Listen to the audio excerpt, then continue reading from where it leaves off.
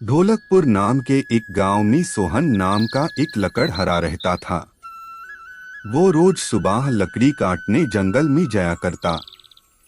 उसने अपने बेटे से कहा, मोनू बेटा, धूप निकल आई है, मैं जा रहा हूँ लकड़ियाँ काटने। मोनू बोला। ठीक है पिताजी। सोहन कुल्हाड़ी लेकर लकड़ी काटने जंगल के तरफ निकल पड़ा और वो लकड़ियाँ काटने लगा। उसी पेड़ के बगल में टुन्नी चिड़िया का घोंसला था। वो लकड़हारे को देखकर चिंतित हो गई।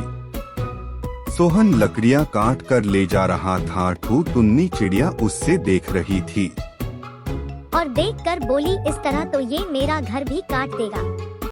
और परेशान होकर उड़ते हुए कालू कौए के पास गई। टुन्नी चिड़िया उड़ती हुई कालू कौए के पास आई और कालू कौए से कहा, कालू भैया, अब आप मेरी मदद करो। वो लकड़हारा ऐसे ही पेड़ काटता रहा तो एक दिन मेरा भी घर बर्बाद हो जाएगा।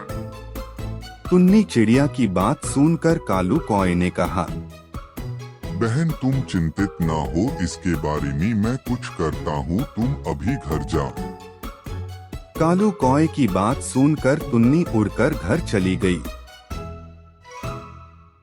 टुन्नी चिड़िया के जाने के बाद कालू कौआ उड़ते हुए राजू बंदर के पास गया।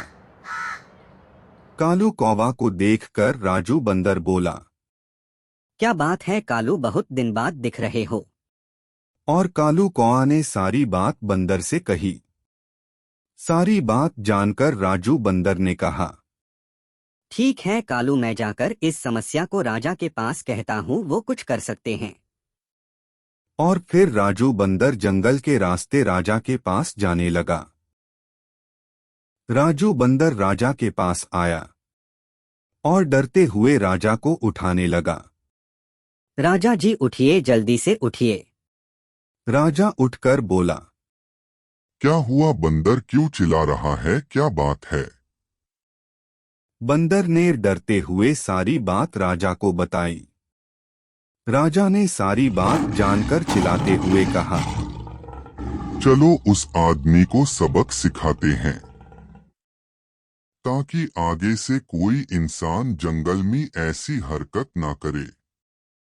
और फिर दोनों साथ में चल दिए। अगले दिन सुबह होते ही सोहन कुल्हाड़ी लेकर लकड़ी काटने के लिए जंगल की तरफ निकल पड़ा। सोहन कुल्हाड़ी लेकर जंगल में आया और जंगल में आकर पेड़ काटने लगा। तभी उससे शेर के चिल्लाने की आवाज आई और सोहन डरते हुए बोला, अरे ये तो शेर की आवाज है, यहाँ शेर कहाँ से आ गया।